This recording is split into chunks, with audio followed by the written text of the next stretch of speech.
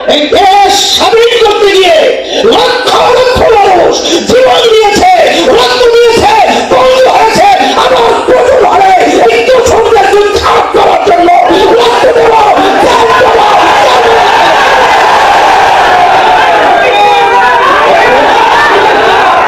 তাদের ব্যাখ্যাটায় যার যার ধর্ম সে পালন করবে,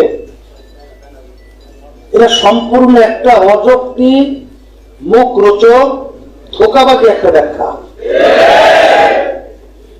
নিরপেক্ষ শব্দ বলার সঙ্গে সঙ্গে আমরা বুঝি কোনো পক্ষ নাই,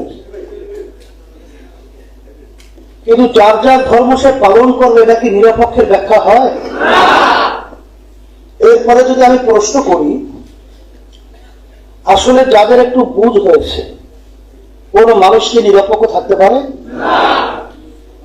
যদি কাউকে জিজ্ঞাসা করা হয় তুমি কে, তোমার নাম কি, যদি বলে আমার নাম কৃষ্ণ, আমি একজন হিন্দু, আমার ধর্ম হিন্দুত্ববাদ, এরা কি নিরপেক্ষ হলো না পক্ষ হলো? আচ্ছা, যদি জিজ্ঞাসা করা হয় তুমি কে, বলে আমি বাইডেন, আমি জর্জ ডব্লিউ ঘোষ, আমি ট্রাম্প। কথা বেশি লম্বা না করে সংক্ষেপ বলছি, যেহেতু প্রতিবাদ বিক্ষোভ আছে। আসলে যার ভিতরে একটু বুঝ আছে কেউ নিরপেক্ষ হয় না। ধর্ম কর্ম যারা মানে না, ওরা বলে নিরপেক্ষ, এর অর্থ হল নাস্তিকতা। আমাদের বাংলাদেশে এই দলীয় এক নেতা বলছিল আমি হিন্দু না, আমি মুসলমানও না। অনেকের জানা আছে তো। আর একটা হলো সমাজতন্ত্র, আর এক কথায় কমিউনিজম। এক কথা আমি মূলত বোঝাতে চাই যে রাশিয়া সহ বিভিন্ন দেশে যে সমাজতন্ত্রবাদ, কমিউনিজম প্রতিষ্ঠিত ছিল, তাদের মৌলিক স্লোগান ছিল কেউ খাবে তো, কেউ খাবে না, তা হবে না, তা সম্পূর্ণ একটা অযৌক্তিক ধোঁকাবাজি স্লোগান। কেউ থাকবে পাঁচতলায়, কেউ থাকবে গাছতলায়, এটা হয়? এই স্লোগানের মাধ্যমে সাধারণ মানুষ তো কথাটা খুব সুন্দর রূপে নেয়, কিন্তু আসলে যারা স্লোগান দিচ্ছে তারা কি গাছতলায় ছিল? সম্পূর্ণ একটা ধোঁকাবাজি।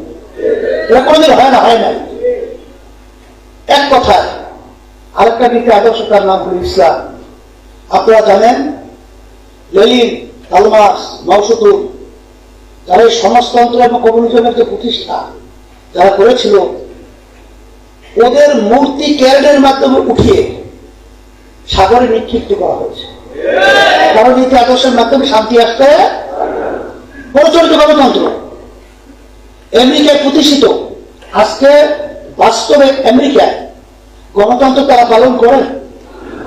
আজকে তামাম দুনিয়ার মুসলমানদেরকে, বিশেষ করে ফিলিস্তিনে যেভাবে অন্যায়ভাবে হত্যাযজ্ঞ চালাচ্ছে, আমার মায়ের কোলের সন্তানটাকে ধইরা যেরকম ভাবে নিষ্পেষিত কবিয়ে টুকরা টুকরা করছে, ওদের মুখে গণতন্ত্র মানায় না। সম্পূর্ণ একটা ধোঁকাবাজি। আর আমাদের পাশের রাষ্ট্র ভারত, যার যার ধর্ম সে পালন করবে, তারা ব্যাখ্যা দেয় এই ভারতে কি মুসলমান গরু খেতে পারে? এমনকি গরু গোশত পাওয়ার পর তাদেরকে মেরে ধ্বংস, একেবারে ফিনিশ করে ফেলছে। আজকে ইসলাম এমন এক নীতি আদর্শ, যে নীতি আদর্শের নাম বলছিলাম শান্তি। ইতিহাস বলে দেখবেন বিজাতিরা পর্যন্ত শান্তির লক্ষ্যে তাদের দেশ ছেড়ে ইসলামী রাষ্ট্রে এসে বসবাস করেছে। আজকে দেখবেন, আমি অনেক সময় বড় গলায় এটা একটু মনে প্রশান্তির জন্য বলি, চরমরা ইউনিয়ন আমি যখন চেয়ারম্যানে নির্বাচন করছিলাম 2003 সাল, 2000, তখন হিন্দুরা উল্লেখযোগ্য আমাকে তেমন সমর্থনও দেয় নাই, ভোটও দেয় নাই। কারণ হিন্দুদেরকে বোঝানো হয়েছে, অর্থাৎ হুজুর যদি চেয়ারম্যান হয় তাহলে তোমাদের মন্দির মন্দির সব ভাঙিয়ে ফেলাই গেলে, পূজা তো দূরের কথা। তখন এক হিন্দু আমাকে খুব মহব্বত করত। সে বলতেছে হুজুর আমাদের হিন্দুরা তো এই সিদ্ধান্ত নিচ্ছে, হিন্দুরা তো ভোট দেবে না আপনাকে। আমি বলে সম্পূর্ণ একটা ভুল এবং মিথ্যা বুঝাইয়া হিন্দুদেরকে সব ফিরে গেল। যাক, ওই নির্বাচনে আমাকে তেমন হিন্দুরা ভোট দেয় নাই। আল্লাহ রহমতে আমি তো চেয়ারম্যান হয়ে গেছিলাম।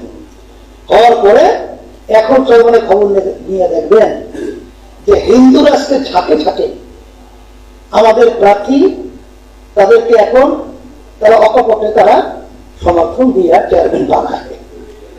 কেন তারা দেখছে সম্পূর্ণ একটা ধোকাবাজি বিদ্যা আমাদেরকে বোঝানো হয়েছে। তা যাই হোক, এই কথার মাধ্যমে আমি মূলত বোঝাতে চাই যে ইসলামী যুব আন্দোলন শব্দটা লাগানো হচ্ছে ইসলামী যুব আন্দোলন। মাদারীপুর জেলা আজকে আপনাদের প্রতিষ্ঠা বার্ষিকী সম্মেলন, আপনারা শুনতেছিলেন যে আমাদের কেন্দ্রীয় নেতা বক্তব্য রাখছিলেন মনসুর, গুরুত্বপূর্ণ আলোচনা, লোকমান হোসেন জাফরি গুরুত্বপূর্ণ আলোচনা রেখেছে। আমি ওদিকে বেশি লম্বার কথাকে বারবার উল্লেখ করতে চাই না।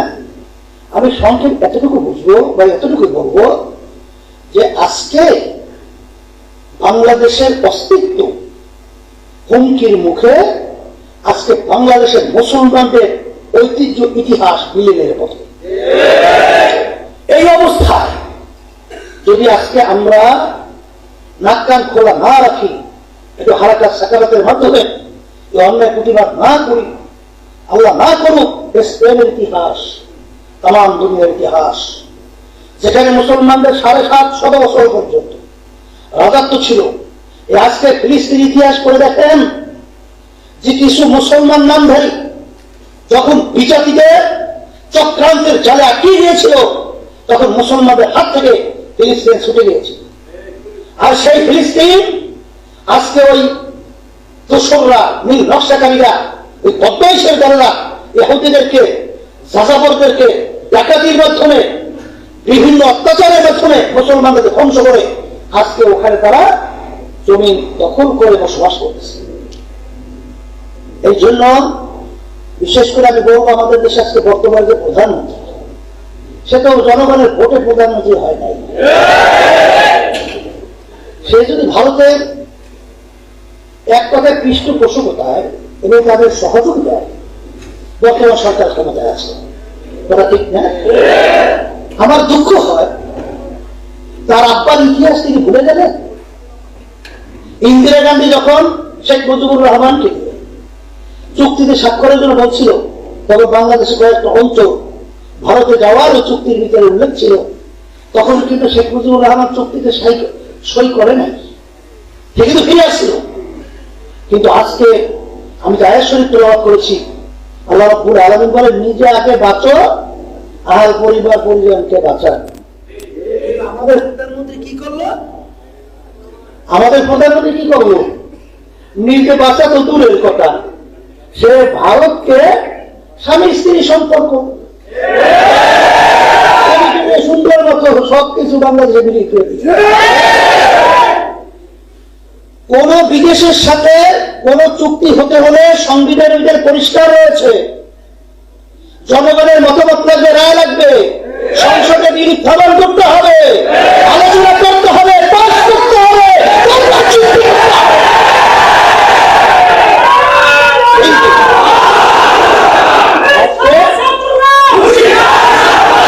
আমাদেরকে বারবার ধোকা দিয়ে বোকা বানায়, আর আমরা বারবার ধোকায় বোকা হয়ে আমরা নাক টেনে ঘুমাবো, তা হতে পারে না। আমাদের সজাগ থাকতে হবে। এই দেশ স্বাধীন করতে গিয়ে লক্ষ লক্ষ মানুষ জীবন দিয়েছে, রক্ত দিয়েছে, বন্ধু হয়েছে, আবার প্রচুর হারে এই দোষরদের উৎখাত করার জন্য রক্ত দেব,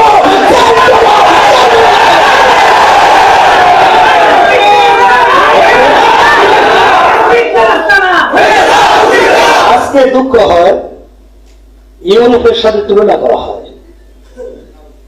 ইউরোপের সাথে অন্য দেশের তো কোনো কাকাতারের বেড়া আছে নাই তো? আমাদের দেশে ভারতের সঙ্গে কাকাতারের বেড়া কেন? আজকে ভারতে পাখির মতো কাকাতারের বর্ডার আমাদের বাংলাদেশের আমার ভাইদেরকে, আমার মা বোনদেরকে পাখির মতো গুলি করে মারছে।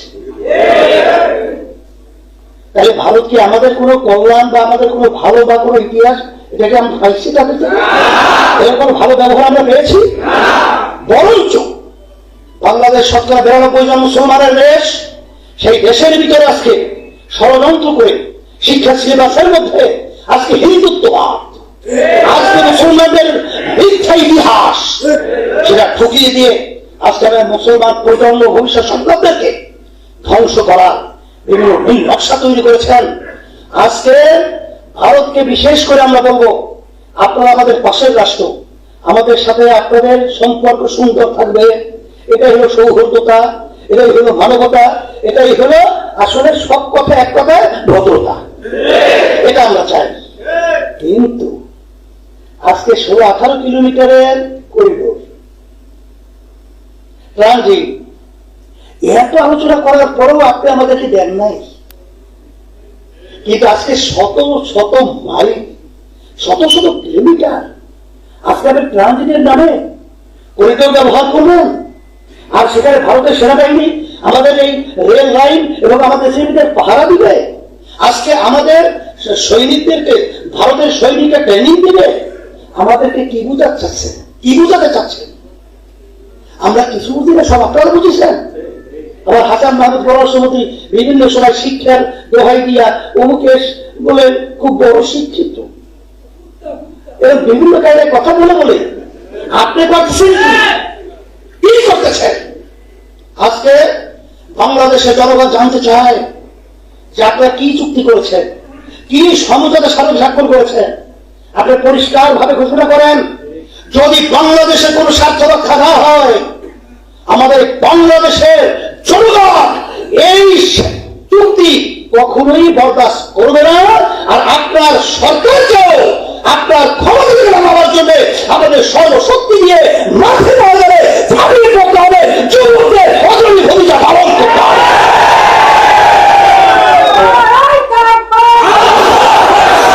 শোনেন, যদি চুপ করে বসে থাকে অবস্থা কিন্তু ভালো না।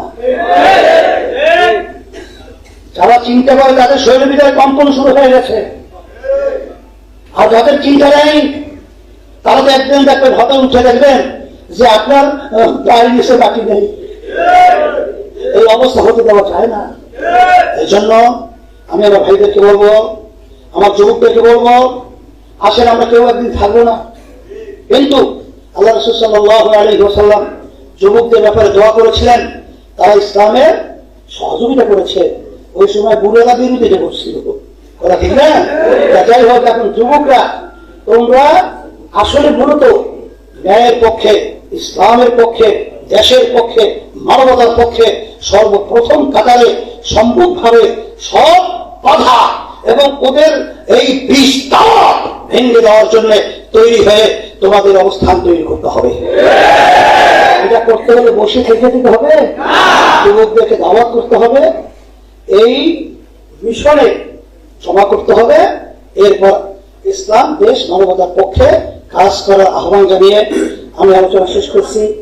তোমাদের কাছে দোয়া চাই, আমিও দোয়া করি আল্লাহ আমাদেরকে ইসলামের পক্ষে, দেশের পক্ষে, মানবতার পক্ষে নিরেটভাবে সবসময় কাজ করার তৌফিক দান করে।